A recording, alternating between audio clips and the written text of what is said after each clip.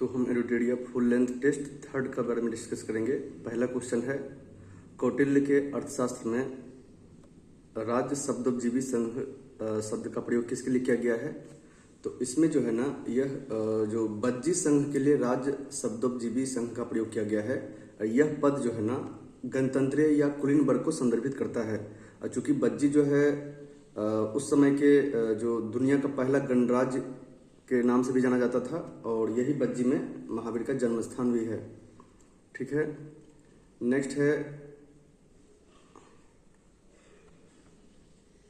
अशोक के शिलालेख में निम्नलिखित में से किस लिपि का प्रयोग किया गया है? तो अशोक के शिलालेख में ब्राह्मी, खरोष्टी और अरमाइका लिपि का प्रयोग किया गया है। ठीक है, जहाँ की ब्राह्मी लिपि के बारे में देखते हैं तो भारतीय उपमहाद्वीप के जो अधिकांश शिलालेख हैं, जिसमें कि मध्य और पूर्वी भागों में तो ब्राह्मी लिपि का देखने को मिलता है। खरोष्टी लिपि उत्तरी पश्चिमी क्षेत्र, विशेष रूप से जो आधुनिक पाकिस्तान के क्षेत्र हैं, और अरमाइका जो है उत्तरी पश्चिमी भाग, जिसमें कि विशेष करके अफगानिस्तान जो साम्राज्य है, ठीक है, उसको संदर्भित करता है। तो देवनागरी जो है और ये जो शारदा है, ये लिपि उस समय विकसित नहीं हुई थी। देवनागरी तो अशोक के बहुत बाद विकसित हुई थी, और शारदा लिपि तो 8वीं शताब्दी ईस्वी में, ठीक है, अशोक के बाद हुई थी कश्मीर में।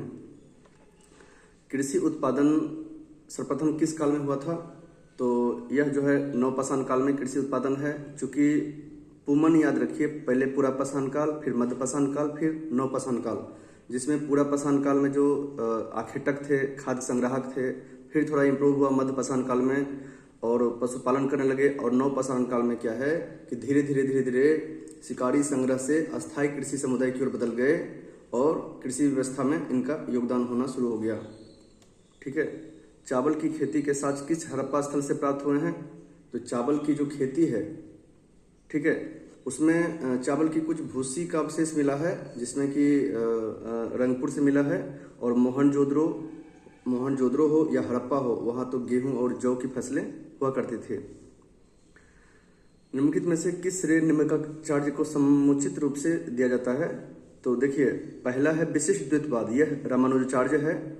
शुद्ध द्वैतवाद वल्लभाचार्य। अद्वैतवाद का सिद्धांत शंकराचार्य।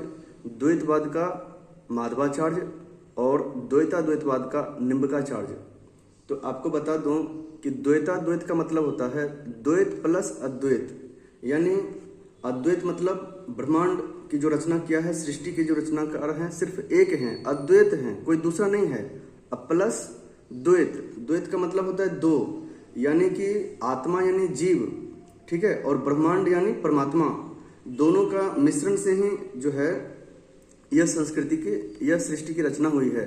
तो निम्बकाचार्य जो गॉड हैं, उन्होंने बोलते हैं कि कुछ जो है भगवान का भी योगदान है सर्वे सर्वा, और कुछ उसमें आत्मा यानी जीव में निवास करते हैं, और कुछ ब्रह्मांड में जो परमात्मा निवास करते हैं।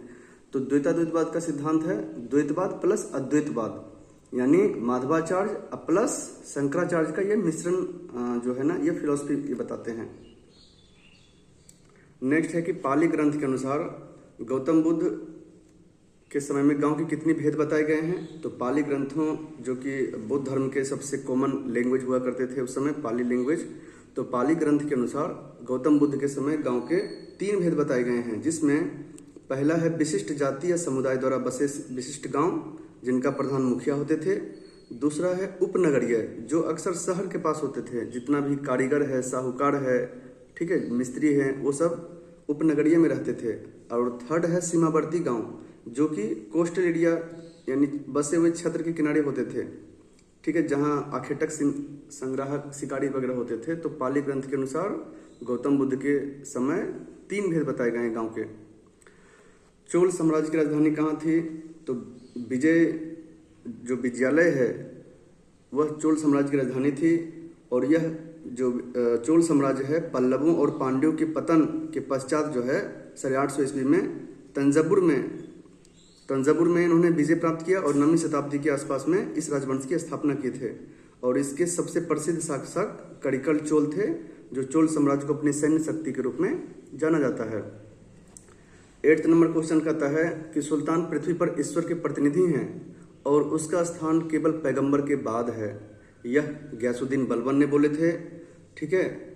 उसने राजत्व या दैवीयाधिकार पर विशेष जोर दिया था और अपनी सत्ता मजबूत करने के लिए अपने शासन को वैध बनाने के लिए खुद को जिल्ला इलाही की भी उपाधि धारण किए थे। ठीक है। उसके बाद है 9th नंबर में कि अकबर द्वारा जो अनुवाद विभाग की स्थापना किए गए थे, चूंकि अकबर का कार्यकाल 1556 से 1605 तक होते हैं, तो उन्होंने अपने धार्मिक समझ को बढ़ाने के लिए सांस्कृतिक और धार्मिक समझ को बढ़ावा देने के उद्देश्य से फतेहपुर सीकरी में ही अनुवाद विभाग की स्थापना किए, जिसमें से महाभारत, पंचतंत्र, कुरान सबसे पहले उन्होंने अनुवाद कराया। और चूंकि मुगलों की भाषा फारसी था, इसलिए महाभारत का फारसी में रजमनामा, जिसको युद्ध की पुस्तक के रूप में जाना जाता है।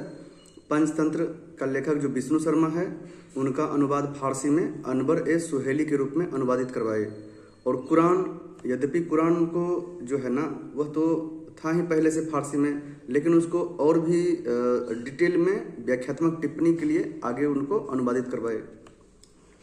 अब देखिए 10th नंबर में तो कृष्णदेव राय, जो कि उनका 1509 से 29 तक उनका कार्यकाल था। ठीक है। उसी के समय में आगे देखते हैं कि उसके पहले ही जो साम्राज्य थे, उसके शासक देवराय प्रथम, देवराय द्वितीय, कृष्णदेव राय। ठीक है।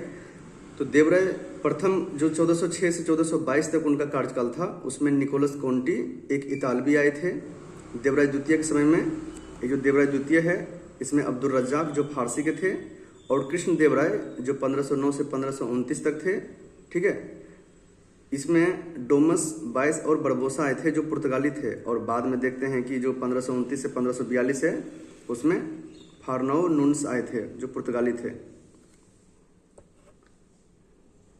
नेक्स्ट देखते हैं कि जौनपुर से किस मुगल बादशाह के खिलाफ फतवा जारी किया गया था। तो चूंकि अकबर ने क्या किया कि जो 1579 में मजहरनामा की घोषणा किया था, तो मजहर एक ऐसा दस्तावेज था कि धार्मिक मामलों में अंतिम निर्णय लेने का अधिकार अकबर को होता था, जिसमें उसमें धार्मिक विद्वान ने उनका विरोध किया और फतवा जारी भी करा दिए थे। ठीक है। नेक्स्ट है कि ली आयोग जो है लॉर्ड, ये जो मॉन्टेग्यू चेम्सफोर्ड सुधार है 1919 में, उसी के तहत लॉर्ड ली की अध्यक्षता में 1923 में ली आयोग का गठन किया गया, जिसमें भारतीय सिविल सेवा में जातीय संरचना में सुधार करना था। अब इन्होंने सिफारिश क्या दिए थे, तो इन्होंने सिफारिश ये दी थी कि जब 1924 में अपनी जो रिपोर्ट दिए, उसमें उनका सिफारिश ये था कि 40% ब्रिटिश रहेगा, 40% भारतीय सीधी भर्ती से जाएगा और 20% भारतीय प्रांतीय सेवाओं से पदोन्नत करके जाएंगे। और इसी आयोग की सिफारिश के आधार पर 1926 में संघ लोक सेवा आयोग, उस समय फेडरल पब्लिक सर्विस कमीशन कहलाते थे। ठीक है। और इसी फेडरल सर्विस कमीशन को 1935 के भारत शासन अधिनियम के द्वारा संघ लोक सेवा आयोग और प्रांतीय लोक सेवा आयोग की स्थापना की गई थी। नेक्स्ट है भारतीय सचिव का पद। तो जैसा कि जानते हैं कि 1857 में जब सिपाही विद्रोह हुआ, उसके बाद यहाँ के जो गवर्नर जनरल के हाथों से यहाँ की सत्ता ब्रिटिश क्राउन थे उनके हाथों में सौंप दिया गया। और वहीं से लंदन से ही भारतीय मामलों की देखरेख करने के लिए वहाँ के संसद का एक सेक्रेटरी जनरल, जिसको राज्य सचिव या भारतीय सचिव कहते थे, उनके देखरेख में यहाँ का निगरानी होते थे। और उस राज्य सचिव की सहायता के लिए 15 सदस्यीय परिषद का गठन किया गया था। और उस 15 सदस्य का जो खर्च है वह भारत के निधि से निकाला जाता था। भवानी मंदिर, तो यह जो है ना माँ भवानी के नाम से इन्होंने अरविंदो घोष ने 1905 में बंगाल विभाजन के समय एक राजनीतिक पुस्तिका के रूप में व्यक्त किए थे। ठीक है। और ये कहीं न कहीं क्रांतिकारी संगठन की स्थापना का आह्वान करते थे। अब देखते हैं कि जो गोपाल हरि देशमुख है, इन्होंने तो सतपत्रे नामक साप्ताहिक पत्र लिखे थे, गीता तत्व, सुभाषित, ठीक है, या स्वाध्याय। बी.डी. सावरकर, जिन्होंने मेरा आजीवन कारावास, काला पानी, the Indian war of independence 1857, यह बी.डी. सावरकर ने लिखे थे। श्यामजी कृष्ण वर्मा की बात करते हैं तो इनका पुस्तक अभी याद नहीं आ रहा है। नेक्स्ट है 15th नंबर में, निम्नलिखित में से किनके संबंध हमारे राष्ट्रीय ध्वज के डिजाइन से है। तो जैसा कि पिंगली बैंकिया ने 1921 ईस्वी में महात्मा गांधी को डिजाइन करके दिए थे और आगे चल करके 1947 में आप अपना राष्ट्रीय ध्वज के रूप में उसको अपनाया गया था 22 जुलाई 1947 को। ठीक है। 16 में देखते हैं कि भारतीय स्वतंत्रता के आंदोलन मंजरी सेना और बानरी सेना का गठन जो है ना सभी ने अवज्ञा आंदोलन के दौरान हुआ। और मंजरी सेना लड़की की ब्रिगेड है और बानर सेना लड़कों की ब्रिगेड, ठीक है। गांधी जी को किसने समझाया था कि नमक सत्याग्रह केवल पुरुषों तक सीमित नहीं होना चाहिए? तो यह कमला देवी चट्टोपाध्याय ने, वो भी एक प्रमुख स्वतंत्रता सेनानी थी, और उन्होंने यह बोला कि अगर यह महिला तक शामिल करेंगे तो यह जन भागीदारी और राष्ट्रीय एकता की सच्ची जो भावना है प्रतिबिंबित होगी और आगे जो है ना उसका स्वरूप और ही विस्तार होगा। तो उसी को मानते हुए महात्मा गांधी ने सहमत हुए और महिलाएं न केवल मार्च किया बल्कि अवैध नमक भी बेचा, विरोध प्रदर्शन का नेतृत्व भी किया। उसके साथ साथ गिरफ्तारियां भी झेली। पाकिस्तान शब्द का सर्वप्रथम प्रयोग किसने किया था? तो पाकिस्तान शब्द का जो सर्वप्रथम प्रयोग है वह चौधरी रहमत अली ने 1933 में किए थे, और उन्होंने एक पैम्पलेट नाव और नेवर में इस नाम का परिचय दिया। अब है कि मौलाना अबुल कलाम आज़ाद जो अल हिलाल पत्रिका शुरू किए थे, वह वर्ष 1914 में ब्रिटिश सरकार द्वारा प्रेस अधिनियम के तहत अल हिलाल पर जो है ना प्रतिबंध लगाने के बाद आज़ाद ने 1915 में एक साप्ताहिक अल बिलाग की स्थापना की। तो क्या हुआ कि जो 1912 में हुआ उसको 1914 में बैन कर दिया। फिर 1915 में उन्होंने अल बिलाग नामक पत्रिका का संपादन किए और इस पत्रिका को फिर से 1916 में प्रतिबंध लगा दिया। उसके बाद देखिए the causes of Indian revolt, यह तो सर सैयद अहमद खान के द्वारा किया गया है।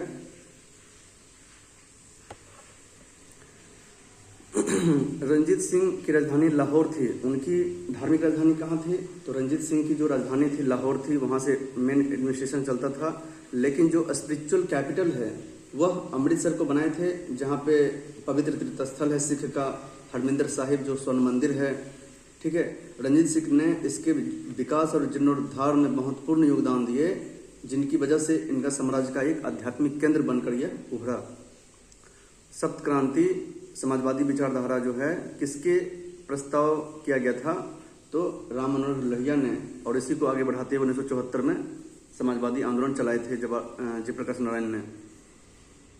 भारतीय रेलवे ने विविध संस्कृतियों के लोगों को एक साथ लाकर भारत के स्वतंत्रता संग्राम में योगदान दिया, यह कथन किसका है? हालांकि भारतीय रेलवे का विकास जो किया गया ब्रिटिशर्स के द्वारा, लॉर्ड डलहौजी के द्वारा, उनका मनसा ये था कि भारत का जो रॉ मटेरियल्स है, कच्चा उत्पाद है, उसको बंदरगाह तक पहुंचाना जिससे निर्यात में सुविधा हो सके। बट उसको पॉजिटिव सोचते हुए महात्मा गांधी ने बोला कि यह जो रेलगाड़ी का जो व्यवस्था किया गया ट्रेन का, यह जो संस्कृत विविधता है, भौगोलिक जो विविधता है भारत में, हर एक संस्कृति के लोग आपस में अपने राष्ट्रवाद की भावना को और भी बढ़ा सकते हैं, और सच में यह सही साबित हुआ। 1857 के विद्रोह की असफलता के बाद मुगल बादशाह बहादुर शाह जफर द्वितीय को कहाँ और किसने गिरफ्तार किया?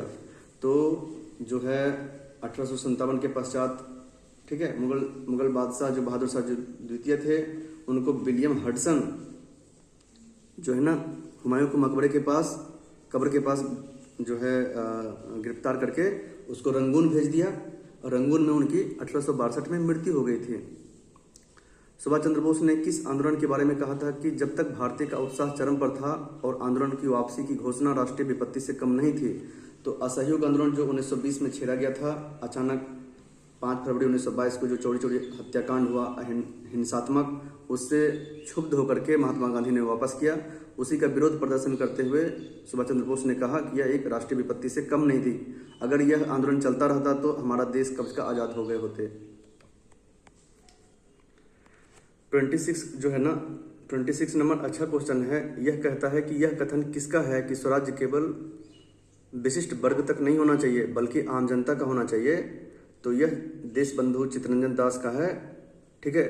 और वो जो थे स्वतंत्रता संग्राम जो में भागीदारी जो उनका हुआ था, और राष्ट्रीय स्वतंत्रता प्राप्त करने के लिए अहिंसक और संवैधानिक तरीकों में भी वो विश्वास करते थे, कहीं ना कहीं गांधीवादी सिद्धांत को मानते थे। अस्थायी बंदोबस्त जो 1793 में लॉर्ड कॉर्नवालिस ने शुरू किए थे, ठीक है, उसके लागू होने के बाद किसानों की दयनीय स्थिति पर किसने कहा था कि पूरा बंगाल एक जंगल में बदल गया है? यह राजा राम मोहन राय ने कहे थे। क्यों कहे थे? क्योंकि यह जो उद्धरण है, शोषणकारी भू राजस्व प्रणाली के कारण खेती में आई गिरावट, ग्रामीणों का जो आर्थिक स्थिति दयनीय, ठीक है, जिसके कारण कई क्षेत्र में जनसंख्या की कमी, भूखमरी, बेरोजगारी और कृषि तो बर्बाद हुई ही। नेक्स्ट है 1873 में सत्यशोधक समाज की स्थापना।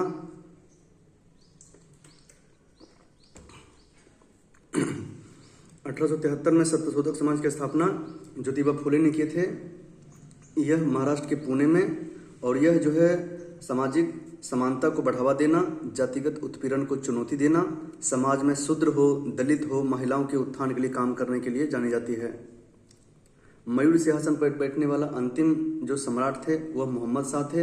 हालांकि इनको शाहजहां के शासनकाल में बनाया गया था, बट 1793 में जब नादिर शाह का आक्रमण हुआ उसके बाद मयूर सिंहासन को लेके चला गया।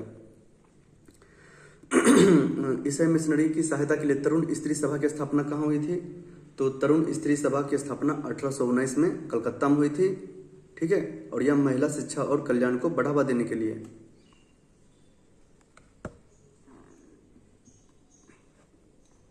देखिए, अब है फिजिक्स का कुछ क्वेश्चन है कि यदि जहाज नदी से समुद्र में प्रवेश करे तो क्या होगा? तो चूंकि जो है जहाज जब नदी में है यानी मीठा पानी में, और समुद्र में जाएगा यानी खारा पानी में, खारा पानी का जो डेंसिटी होता है वह हाई होता है। तो जब लो डेंसिटी से हाई डेंसिटी में जाएंगे तो थोड़ा सा उसका जो जहाज का जो सिर है ना ऊपर उठ जाएगा थोड़ा। कम वोल्टेज का उपयोग करके, अभी देखिए ये क्या है, इलेक्ट्रिसिटी का क्वेश्चन है जिसमें क्या है, और इसमें एक चीज बता देता हूँ कि जो नदी का जल है ना, जो खारा पानी, उसका जल घनत्व 1025 kg पर क्यूबिक मीटर होता है, जबकि मीठे पानी यानी नदी जल का घनत्व 1000 kg पर क्यूबिक मीटर है। तो 1000 kg पर क्यूबिक मीटर से 1025 kg पर क्यूबिक मीटर में जाएगा तो ओबेसली है कि उसका मुंह थोड़ा उठ जाएगा। अभी देखिए कि जो भी विद्युत की काम होती है ना उसमें पावर कांस्टेंट रहता है, वोल्टेज और करंट जो है ना उसके इस तरह से बदलता है कि पावर कांस्टेंट रहे। तो अगर कम वोल्टेज का उपयोग किया जा रहा है तो करंट क्या होगी, ज़्यादा से ज़्यादा कैरी करेगा। ज़्यादा कैरी करने से मोटर की जो बाइंडिंग है उसमें ज़्यादा करंट जो है ना खींचने की प्रयास करेगा, और जो लॉसेस होते हैं I²R, अगर करंट बढ़ गया तो I²R कितना लॉसेस हो जाएंगे। इस वजह से मोटर की जो बाइंडिंग है क्षतिग्रस्त होकर के, इंसुलेशन फेलियर होकर के वह जल जाती है।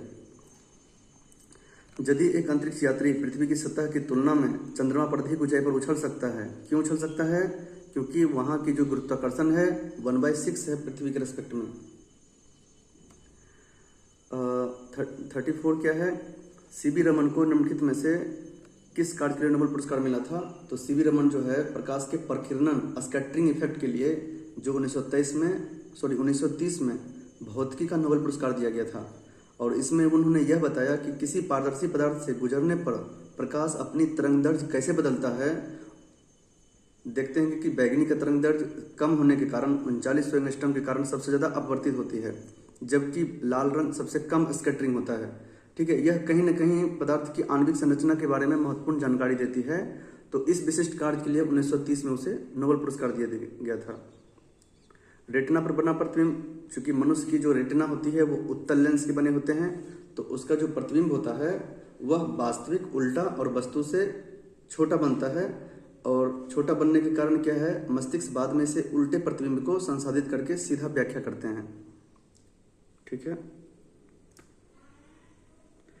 देखिए मानव शरीर अगर गीला हो तो उस समय उसका जो प्रतिरोध है 10⁻³ ओम यानी 1000 ओम के बराबर होता है। यह एक अच्छा क्वेश्चन है। बल द्वारा, नेक्स्ट है कि बल द्वारा किया गया कार्य धनात्मक होता है तो फोर्स इक्वल टू क्या होता है, Fs cos थीटा। अगर थीटा जो है ना फोर्स और डिस्प्लेसमेंट के डायरेक्शन में एंगल होगा, अगर थीटा इक्वल टू 0 होगा यानी सेम डायरेक्शन में, तो विस्थापन बल की दिशा में होता है, तो वर्क पॉजिटिव होगा। अगर निगेटिव यहाँ कब होता, तो force equal to Fs cos theta. अगर cos थीटा का वैल्यू अगर -1 हो जाए, जैसे cos 180 डिग्री, अगर थीटा फोर्स लगे अगर राइट साइड और डिस्प्लेसमेंट हो लेफ्ट साइड, तो 180 डिग्री में उस समय जो वर्क होगा वह क्या होगा, निगेटिव होगा। अभी देखिए कि जो गुरुत्वाकर्षण है, न्यूटन का जो ग्रेविटेशन लॉ जो दिया गया था उसमें क्या कहा गया है कि force equal to G m1 m2/r²। ठीक है, तो G का जो वैल्यू निकालेंगे वह न्यूटन मीटर स्क्वायर प्रति kg स्क्वायर, और उसका जो वैल्यू होता है 6.67 इंटू 10⁻⁻11 न्यूटन मीटर स्क्वायर प्रति केजी स्क्वायर होते हैं। किसी माध्यम में ध्वनि की चाल किस पर निर्भर करती है? तो ध्वनि की जो चाल होती है वह डेंसिटी और उसकी इलास्टिसिटी पर निर्भर करती है, जहाँ की उसकी जो चाल होती है square root of elasticity by density होता है। जब कोई वस्तु वृत्ताकार पथ पर गति करती है तो घूमती हुई वस्तु पर केंद्र की ओर लगने वाले बल को अभिकेंद्रीय बल या सेंट्रीपिटल फोर्स कहते हैं, mv²/r। और बाहर की तरफ जो इमेजिनरी लगते हैं, जो उस घूमने की दिशा में घूमने के क्रम में उसे बैलेंस बना के रखते हैं, उसको अपकेंद्रीय बल या सेंट्रीफ्यूगल फोर्स कहते हैं।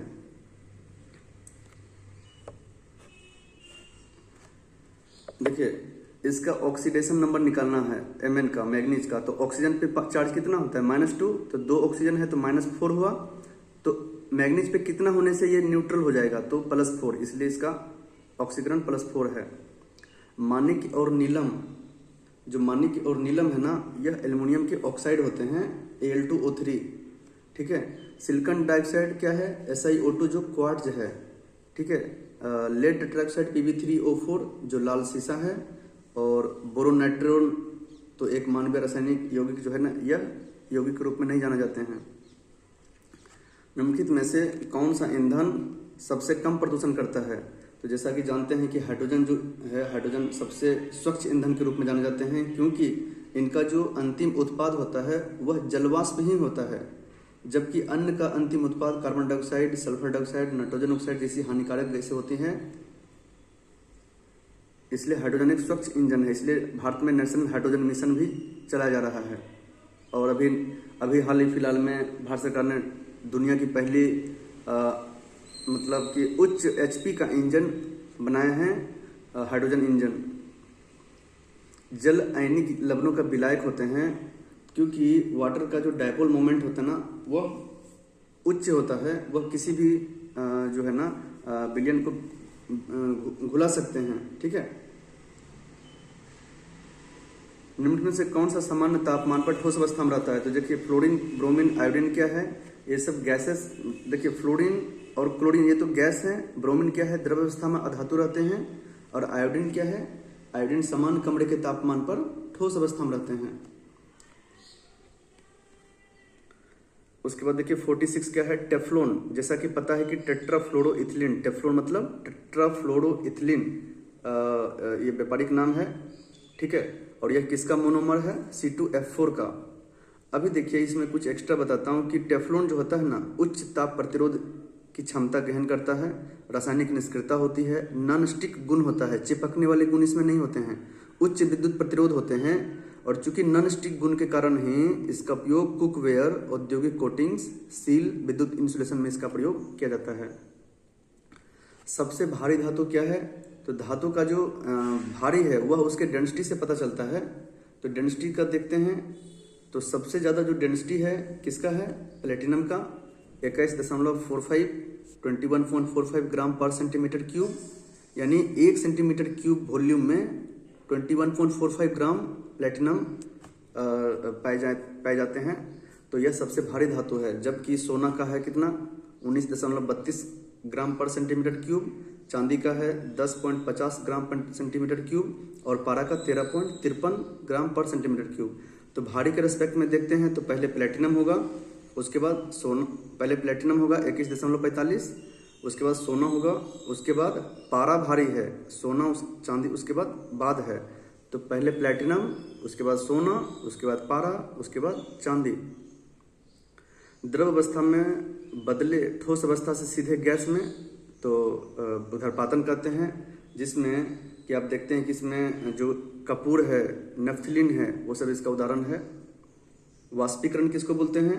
यह द्रव अवस्था से गैस अवस्था में बदलता है और संघनन में गैस से द्रव बदलता है। इसका अपोजिट, वाष्पीकरण का अपोजिट संघनन है। नेक्स्ट है 49। किसी अभिक्रिया में भाग लेने वाले पदार्थ को क्या कहते हैं? अभिकारक कहते हैं। और जब अभिक्रिया के पश्चात जो उत्पाद बनते हैं उसको उपउत्पाद कहते हैं। नेक्स्ट है कि अल्कोहलिक किण्वन, जो अल्कोहलिक फर्मेंटेशन का अंतिम उत्पाद क्या होते हैं? एथिल अल्कोहल कहते हैं। क्योंकि मिथाइल अल्कोहल तो जहर होता है, क्योंकि इसमें अल्कोहलिक का कंसंट्रेशन बहुत ज़्यादा होता है। अभी देखिए 51 में, तो चिकित्सा क्षेत्र में देखते हैं कि गोल्डन आवर, तो जब मान ली जाए कि दिल का जो दौरा पड़ता है, तो उसमें जो दिल का दौरा या आघात जन्य चोट के बाद एक जो पहला से 60 मिनट होता है ना, उसी को गोल्डन आवर बोलते हैं। और उस समय उसको अगर CPR दिया जाए तो बच जाते हैं। पुश जो करते हैं, जो चेस्ट पर रख कर दोनों हाथ से जो पुश करते हैं, अगर प्रॉपर किया जाए तो उसे बचने की संभावना 75% से ज़्यादा रहती है। दुर्घटना में घायल व्यक्ति के पास अपना रक्त जांचने का समय नहीं है, ठीक है, तो उसको तत्काल या इमरजेंसी में कौन सा ब्लड दे देना चाहिए? तो O- देने से क्या है कि यह सार्वभौमिक दाता प्रकार के ब्लड होते हैं, और इसमें किसी भी प्रकार का जो है ना एंटीजन नहीं होते हैं, ना ही A एंटीजन होते हैं, ना ही B, ना ही RH, जिसके कारण इसमें कोगुलेशन का डर बहुत ही नगण्य होता है।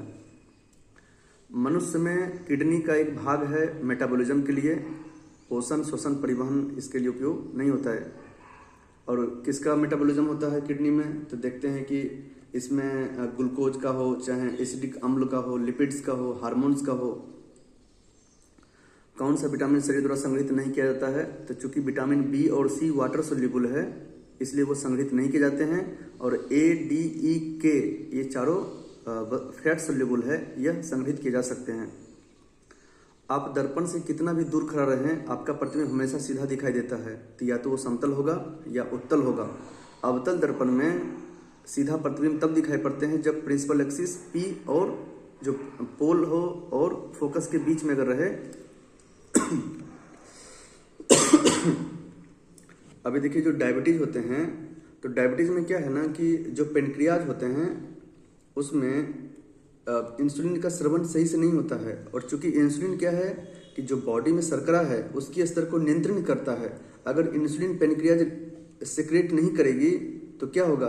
जो शर्करा की मात्रा दिन प्रतिदिन बॉडी में बढ़ती जाएगी, और यही शर्करा की जो स्तर बढ़ जाता है उसी को डायबिटीज कहते हैं। और इसका जो कृत्रिम उपाय है कि इंसुलिन की सुई दी जाती है। मकड़ियाँ किस प्रकार के जाति में आते हैं? तो मकड़ियाँ जो है ना ऑर्थोपोडा से संबंधित है, ठीक है। मोलस्का तो सीपिया हो गया, घोंगा हो गया। मेडुला ऑब्लोंगेटा देखिए, जो पीछे जो होता है ना, जिसको पिछला दिमाग भी कहा जाता है। देखिए पहला क्या होता है ना, अग्र मस्तिष्क, दूसरा पश्च मस्तिष्क, और तीसरा पहला अग्र मस्तिष्क, बीच में होता है मध्य मस्तिष्क, और पीछे जो होता है सबसे पश्च मस्तिष्क, जिसमें कि होते हैं मेडुला ऑब्लोंगेटा और सेरेबेलम होते हैं, जो बॉडी को बैलेंस करके रखते हैं, ठीक है। और उसके साथ मेडुला ऑब्लोंगेटा होते हैं। तो मेडुला ऑब्लोंगेटा क्या करता है? ब्रेन स्टॉर्म का सबसे निचला भाग है, और यह मस्तिष्क को मेरुज्जु से जोड़ता है। यह जो है रिफ्लेक्सिव जो एक्शन है वह उसको कंट्रोल करते हैं, जैसे श्वास, हृदय गति, रक्तचाप, ठीक है। पौधों की जड़ों की गांठें होती है, तो पौधों की जड़ों की गांठें होती है फलीदार पौधों में, इसको मूल ग्रंथिकाएं भी कहते हैं। और यह गांठें नाइट्रोजन फिक्सीकरण के लिए सपोर्ट करती है, जिसमें एनाबिना है, नोस्टोक है। उसके बाद देखिए 61 में देखते हैं। तो 61 में क्या है कि महाधिवक्ता जो आर्टिकल 165 में दर्ज की गई है, एक संवैधानिक निकाय है, लेकिन उसकी जो ड्यूटी होता है वह प्रसाद प्रयत्न रहते हैं राज्यपाल के द्वारा। राज्यपाल जब तक चाहे उनको रख सकते हैं और जब चाहे उनको हटा सकते हैं। भारत के पंचायती राज व्यवस्था, तो भारत में पंचायती राज व्यवस्था 2 अक्टूबर 1959 के राजस्थान के नागौर जिला में हुए थे प्रधानमंत्री जवाहरलाल नेहरू द्वारा, और 11 अक्टूबर 1959 को आंध्र प्रदेश में, ठीक है। जबकि पंचायत राज का जो विधिवत जो संवैधानिक मान्यता प्राप्त हुई 24 अप्रैल 1993 को, और उसके पश्चात पूरे देश में हर राज्य में फिर लागू किए गए। भारत के सर्वोच्च न्यायालय में न्यायाधीशों की संख्या बढ़ाने की शक्ति किसमें निहित होती है? तो संसद जो है आर्टिकल 124 क्लॉज 1 के तहत संसद आवश्यकता पड़ने पर कानून बना करके सर्वोच्च न्यायालय के न्यायाधीश की संख्या बढ़ा सकती है। देखिए राज्य विधान परिषद में जो होते हैं वह पूरे राज्य विधानसभा के 1/3 से ज़्यादा नहीं होना चाहिए और 40 से कम नहीं होना चाहिए। तो उसमें देखते हैं कि जो 1/6 होते हैं वह विधानसभा से चुने जाते हैं, तो सॉरी 1/3 विधानसभा से चुने जाते हैं और 1/3 जो होता है वह स्थानीय निकाय से, 1/12 जो 3 वर्ष का स्नातकोत्तर विद्यार्थी हैं उससे, और 1/6 जो टीचर हैं 3 साल का एक्सपीरियंस उससे चुने जाते हैं। और फिर जो है 1/6 यह किससे होता है, 1/6 का मनोनयन राज्यपाल करती है। तो टोटल जो है विधानसभा का 1/3 से ज़्यादा नहीं होना चाहिए टोटल नंबर ऑफ जो सीट्स हैं।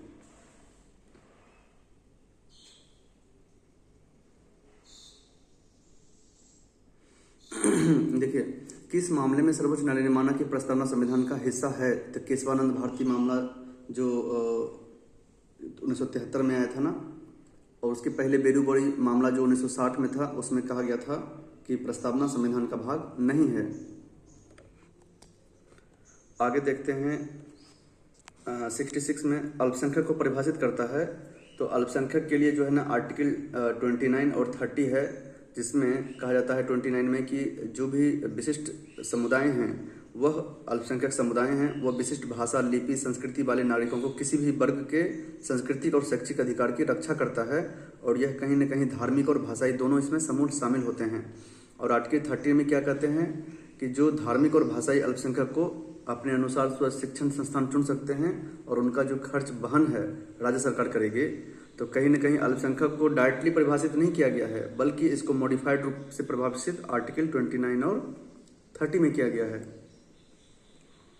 सबसे कम अवधि के राष्ट्रपति कौन थे? तो डॉक्टर जाकिर हुसैन, वह 13 मई 1967 से 3 मई 1969, ठीक है ना, यानी लगभग 2 साल रहे थे, और यह पहला राष्ट्रपति थे जो पद पर रहते हुए इनकी मृत्यु हुई थी। तो सबसे कम अवधि के राष्ट्रपति डॉक्टर जाकिर हुसैन। भारतीय संसद के द्वितीय उच्च सदन का गठन कब हुआ था? तो 3 अप्रैल 1952 को। पिछड़ी जाति के प्रथम अध्यक्ष काका साहब कालेलकर, इनका जो गठन किया गया था वर्ष 1955 में, ठीक है। और इनका ये था कि सामाजिक और शैक्षणिक रूप से पिछड़े वर्ग की पहचान करना और उन्नति के लिए उसके उपाय को सुझाव करना। तो पहला पिछड़ी जाति आयोग के प्रथम अध्यक्ष कौन थे? तो काका साहब कालेलकर।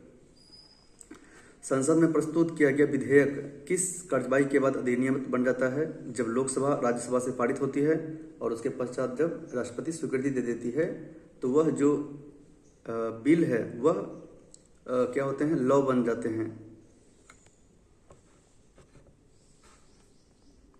71 में क्या है कि 2011 की जनगणना के अनुसार भारत का जो लिंगानुपात 943 है और बाल लिंगानुपात 919 है, ठीक है। यानी बाल लिंगानुपात जो है ना 0 से 6 वर्ष के बच्चों में जो है 1000 लड़कों में 919 लड़कियां हैं, वही संदर्भित करता है। तो 943 और 919 है, जबकि बिहार का लिंगानुपात 918 है और बाल लिंगानुपात 935 है। देखिए, उपयोगिता का गणनात्मक सिद्धांत। तो उपयोगिता का जो गणनात्मक सिद्धांत है, जिसको कार्डिनल सिद्धांत भी कहते हैं, और इसमें ये बताया जाता है कि जो भी कोई गुड्स और सर्विस को हम यूज करते हैं तो उसका हम नंबर देते हैं कि हाँ इस चीज़ से हमें इतना % का सेटिस्फेक्शन मिला है। तो उपयोगिता का गणनात्मक सिद्धांत किसने दिया? जॉन मार्शल ने। यह कहीं ना कहीं जो अर्थशास्त्री होते हैं ना, उनको लॉ में रिफॉर्म्स करने की एक सुझाव उसको एक प्राप्त होता है, एक इनपुट प्राप्त होता है, जिससे अर्थव्यवस्था को एक अच्छे दिशा में ले जाने के लिए उनको प्रेरित भी किया जाता है। जब उत्पादन प्रक्रिया में जो मशीनरी है, पूंजी है, उसका घिसावट को अगर ऐड के मतलब उसको अगर कंसिडर किया जाता है, तो उससे जीडीपी माइनस जो यह डिप्रिसिएशन है उसको घटाने से क्या आते हैं? NDP, national domestic product, net domestic product होते हैं। समान वितरण और समता के साथ विकास जो है यह कब आया था? तो 1997 से 2002 जो 9वीं पंचवर्षीय योजना आए थे, ठीक है। और उस समय समान वितरण और समता के साथ विकास की बात की गई थी, जिसका मुख्य उद्देश्य यह था कि सामाजिक न्याय और समता के साथ विकास हो, ताकि विकास का लाभ समाज के सभी वर्ग हो, विशेष करके गरीब और हाशिए पर के समुदाय तक पहुंच सके। अभी देखिए 75 में क्या है कि नॉन परफॉर्मिंग असेट्स, जिसको गैर निष्पादित परिसंपत्ति कहते हैं, तो गैर निष्पादित परिसंपत्ति आरबीआई के जो नियम के अनुसार वह होते हैं कि जिसका भुगतान, यदि ब्याज या मूलधन का भुगतान 90 दिन से अधिक समय से बकाया हो, उसको नॉन परफॉर्मिंग एसेट्स कहते हैं। तो इसमें 365 या 180 नहीं आते हैं, इसलिए दोनों गलत है इसमें। 76 में देखते हैं, इसमें कहता है कि किसी देश की घरेलू सीमा के भीतर एक वर्ष में उत्पादित सभी अंतिम वस्तु को क्या कहते हैं। तो किसी घरेलू सीमा के भीतर एक वर्ष में सभी गुड्स एंड सर्विस के अंतिम मूल्य को जीडीपी कहते हैं, ग्रॉस डोमेस्टिक प्रोडक्ट। यह जीडीपी ऐसा नहीं कि भारत के बाउंड्री के अंदर हो, यह कह रहा है घरेलू सीमा। अगर मान ली जाए हमारा फ्लाइट, अगर एयर इंडिया की फ्लाइट अगर अमेरिका जाकर के वहाँ पे भी पैसेंजर को कैरी करती है, तो उस जो एयरपोर्ट का रीजन है वह भी घरेलू सीमा के अंतर्गत आएंगे, तो वहाँ से जो रेवेन्यू जनरेट होंगे वह भी हमारा जीडीपी में ऐड होगा।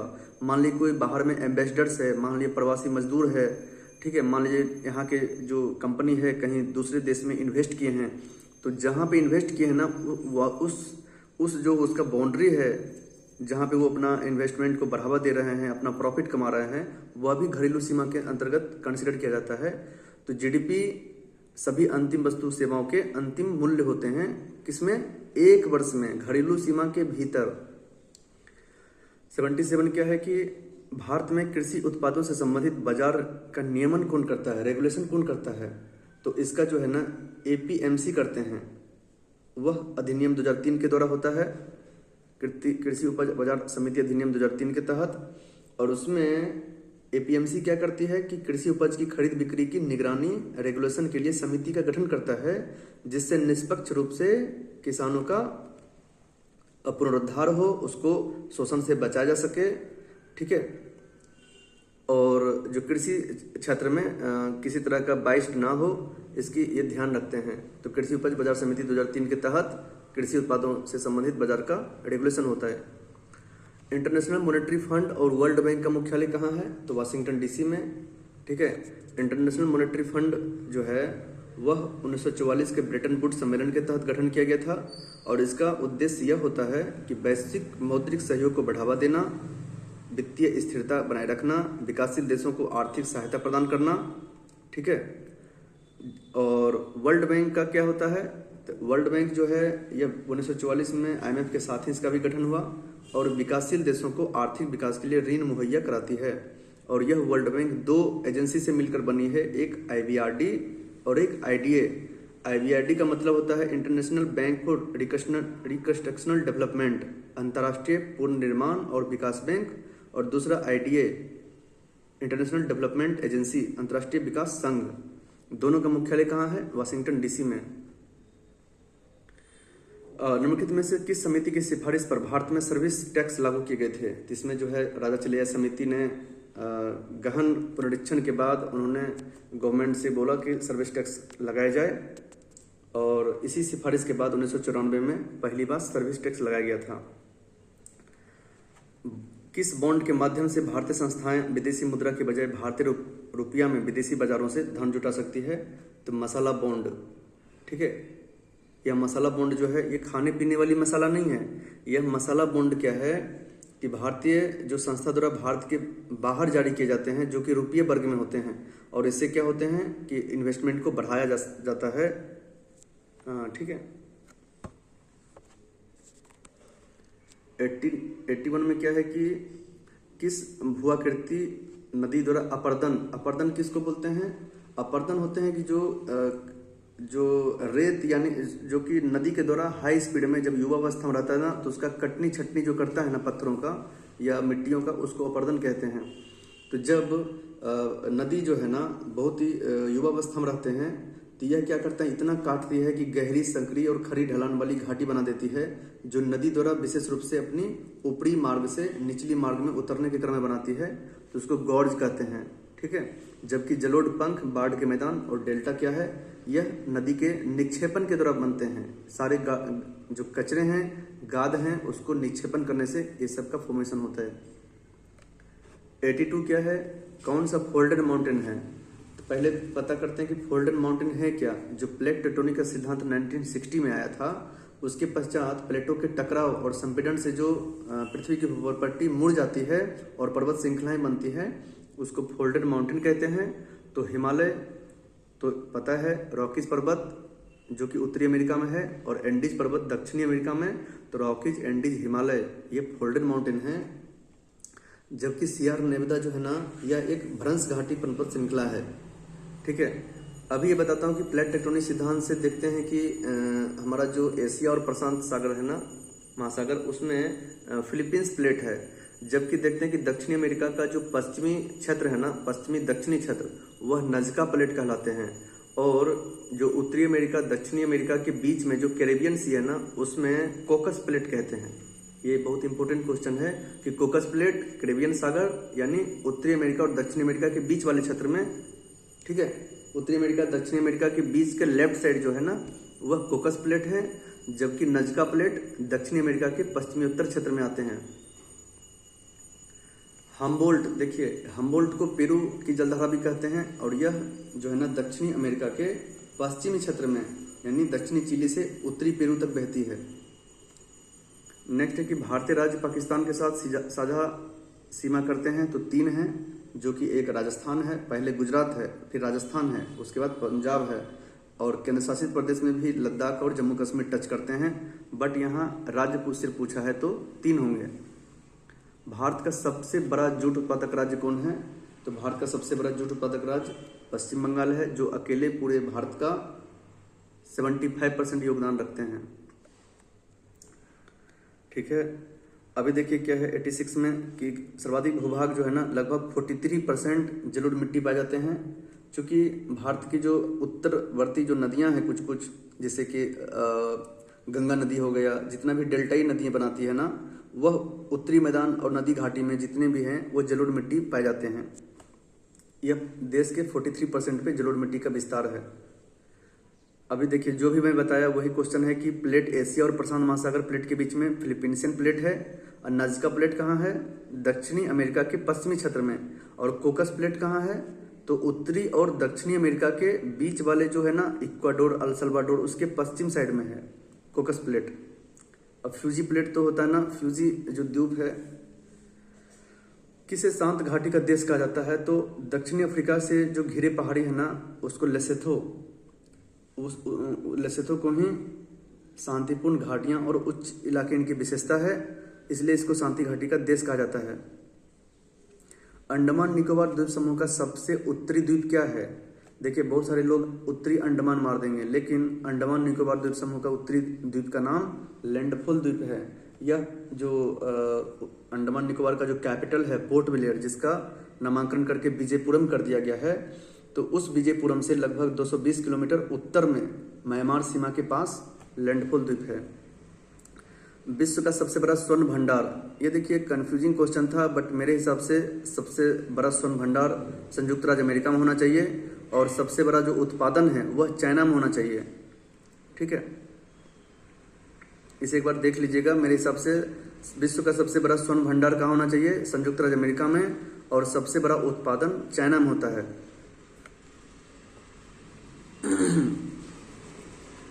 अफ्रीका का जो उष्णकटिबंधीय घास का मैदान है वह क्या है? उसको सवाना बोलते हैं। ठीक है, प्रेरी कहाँ है? उत्तरी अमेरिका में, और स्टेपी यूरोप में जो है स्टेपी घास का मैदान है। और डाउन्स कहाँ है? डाउन्स जो है ना, यह डाउन्स जो आते हैं शायद अफ्रीका में ही आते हैं, जबकि वो उष्णकटिबंधीय नहीं है, शीतकालीन है वो। भूकंपीय तीव्रता को किस यंत्र से नापा जाता है? तो सिस्मोग्राफ से। जबकि हाइग्रोमीटर जो है, हाइग्रोमीटर से नापते हैं हम आर्द्रता। एनेमोमीटर से क्या नापते हैं? हवा की गति और दिशा। पायरोमीटर से उच्च तापमान को नापने के लिए यूज किया जाता है। महाद्वीपीय और महासागरों के वितरण से संबंधित महाद्वीपीय विस्थापन सिद्धांत अल्फ्रेड वेगनर ने दिए थे। ठीक है, उन्होंने क्या किए कि लगभग 6 जनवरी 1912 में उन्होंने ये प्रस्तुत किया था। ठीक है, तो उसमें ये बताए थे कि सब जो ये भी जो महाद्वीप हैं टोटल 7, वह एक विशाल महाद्वीप से ही जुड़े हुए थे, जिसे पेंजिया कहा जाता था। बाद में यह टूट करके अपने अपने वर्तमान स्थान पे पहुंच गए हैं। तो यह जो उनकी परिकल्पना था कैसे पता चला? तो अभी जो अभी जो अफ्रीका का जो मेडागास्कर क्षेत्र है, तो मेडागास्कर का जो एरिया का जो जितने भी मिट्टी हैं, जलवायु है और उसके जो वनस्पतियां हैं, उनका जो सैंपल लिया और अपना जो इंडिया का जो पश्चिमोत्तर भाग का जो सैंपल लिया, दोनों मैच करता था। तो इस तरह से उन्होंने बताया कि नहीं, कहीं ना कहीं वह एक महाद्वीप का ही भाग था। बट इस सिद्धांत को आगे जाकर के 1960 में जब प्लेट टेक्टोनिक सिद्धांत आया तो उसके विचार को स्वीकृति नहीं मिली थी। फिर अभी फिलहाल जो विस्थापन का सिद्धांत है, प्लेट टेक्टोनिक सिद्धांत के आधार पर ही मान्यता प्राप्त है। 94 में क्या है, कौन सी खनिज समान आग्नेय और क्रांति चट्टानों में पाया जाता है जिसका उपयोग विद्युत उपकरण में यूज होते हैं? तो यह क्या है, अभ्रक। और आंध्र प्रदेश अभ्रक उत्पादन में सबसे आगे है। और इस अभ्रक चूंकि पतली 4 ध्रुवों में विभाजित होने की इसकी जो क्षमता है, उसके कारण यह विद्युत रोधक, संधारित्र, अन्य इलेक्ट्रॉनिक उपकरण में इसका यूज किए जाते हैं। देखिए, जो सेडिमेंटल रॉक्स हैं, पहला होता है आग्नेय चट्टान, जो कि लावा जब निकलती है ना, तो उसका जो उस समय जो प्राइमरी रूप से जो चट्टान बनती है उसको आग्नेय चट्टान, उसमें किसी भी प्रकार का मेटल्स, नॉन मेटल्स नहीं पाए जाते हैं। ठीक है, जब आग्नेय का जब अपक्षय अपरदन होता है उच्च ताप और दाब से, तब जाके अवसादी सेडिमेंट्री रॉक्स बनते हैं। और ये सेडिमेंट्री रॉक्स कहाँ बनते हैं? तो यह अक्सर नदी, झील, महासागर जैसा जलीय वातावरण में बनते हैं, जहां तलछट जमा होती है और बाद में यही कंडेंसेशन होकर के चट्टान में बदल जाती है।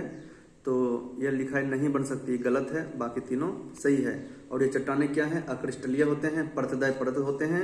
इसमें कोयला हो, मेटल्स हो, जितने भी सोना, चांदी, मैग्नीज, कॉपर, यह चूंकि परत दर परत जमती है, इसलिए इसमें अक्रिस्टलीय होते हैं और ये चट्टानें परतों में निक्षेपित होती है।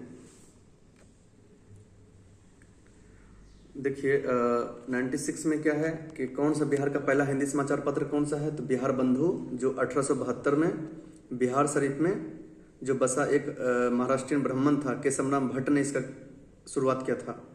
तो बिहार का पहला समाचार पत्र बिहार बंधु, और इसका जो शुरुआत किए थे केशवराम भट्ट ने। किसके द्वारा बिहार साइंटिफिक सोसाइटी की स्थापना की गई थी? तो इमदाद अली खान 1868 में मुजफ्फरपुर से। ठीक है, बिहार साइंटिफिक सोसाइटी की स्थापना इमदाद अली खान 1868 में मुजफ्फरपुर से। और आगे जो है ना, इन्हें अखबारुल अखियार नामक एक पश्चिम जो पाक्षिक समाचार पत्र भी निकाले थे। ठीक है, अखबारुल अखियार नामक। और बाद में मुजफ्फरपुर में जो लंगट सिंह कॉलेज की स्थापना में इन्होंने भी मदद किए थे। नेक्स्ट है कि पाटलिपुत्रा पर यवन के आक्रमण का उल्लेख गार्गी संहिता में मिलता है। यह आक्रमण किसके शासनकाल में हुआ था?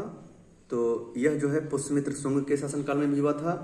और पतंजलि के जो महाभाष्य हैं, युग पुराण सहित बहुत सारा स्रोत है जो पुष्टि करता है कि पुष्यमित्र शुंग के शासनकाल में यूनानी यानी यवनों ने साकेत और पाटलिपुत्र जैसे क्षेत्र पर अटैक किए और पुष्यमित्र शुंग ने सफलतापूर्वक उन सब विद्रोह को विफल कर दिए थे।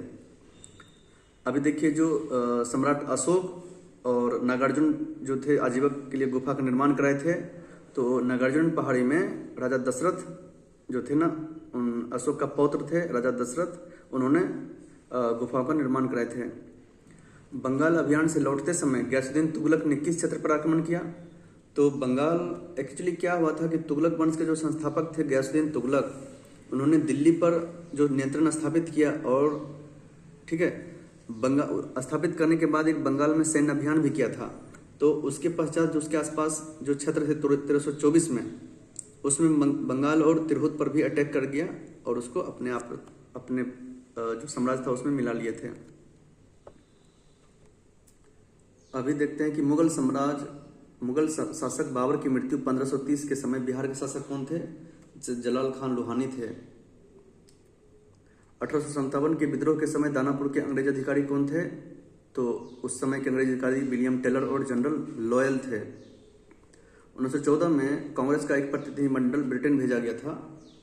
ठीक है, तो उसमें देखते हैं कि ब्रिटिश साम्राज्य के अधीन जो भारतीय स्वशासन का समर्थन प्राप्त करने के लिए ब्रिटेन गया, उसमें बिहार के 2 ही प्रमुख नेता थे, एक मजरुल हक और एक सचिंद्र सिन्हा। और इस दोनों जो है ना, टोटल 39 जो 39 कमेटी बनी थी, ये 2 उसमें भी शामिल थे। कोपेन के जलवायु के अनुसार देखिए, अगर उत्तरी बिहार कहता तो CWG, लेकिन दक्षिणी बिहार की जलवायु AW। और बिहार को जो है ना टोटल 4 प्रांत में बटा गया है, 1, 2, 3rd A और 3rd B। बिहार के किन क्षेत्र में बलसुंदरी मिट्टी का विस्तार है? तो पूर्णिया, दरभंगा, मुजफ्फरपुर जो क्षेत्र है बलसुंदरी मिट्टी का, इसमें विस्तार पाए जाते हैं। बिहार के किस जिला में नहरों के माध्यम से अधिकतम सिंचाई की जाती है? तो वह है रोहतास डिस्ट्रिक्ट। बिहार का जो अक्षांशीय विस्तार है, तो इसमें अक्षांशीय विस्तार में देखते हैं कि 24 डिग्री 20 मिनट से लेकर के 27 डिग्री 31 मिनट तक, और इसका अगर देशांतर ये कहता तो 83 19 से, यहाँ 19 होना चाहिए, 83 19 से 88 17 तक। ठीक है। बिहार सरकार का जो 7 निश्चय 1, तो 7 निश्चय जो पोर्टल है ना बिहार सरकार द्वारा वर्ष 2015 में शुरू किए गए, और उसमें जो 7 निश्चय क्या लिए कि पहला है आर्थिक हल, युवाओं को बल, दूसरा है आरक्षित रोजगार, महिलाओं का अधिकार, तीसरा है हर घर बिजली, चौथा हर घर नल का कनेक्शन, पांचवा हर घर तक पक्की गली नालियां, छठा है शौचालय निर्माण, घर का सम्मान, सातवां क्या है अवसर बढ़े आगे बढ़े। और यह सफल कार्यान्वित होने के कारण 7 निश्चय 2 जो है ना 2020 से 25 लागू किए। उसमें क्या निश्चय किया गया है? युवा शक्ति, बिहार की प्रगति पहला, दूसरा सशक्त महिला, सक्षम महिला, तीसरा है हर खेत तक सिंचाई का पानी जो 2027 तक का लक्ष्य है, चौथा है स्वच्छ गांव समृद्ध गांव, पांचवा स्वच्छ शहर विकसित शहर, छठा है सुलभ संपर्कता कनेक्टिविटी, और सातवां है सबके लिए अतिरिक्त स्वास्थ्य सुविधा।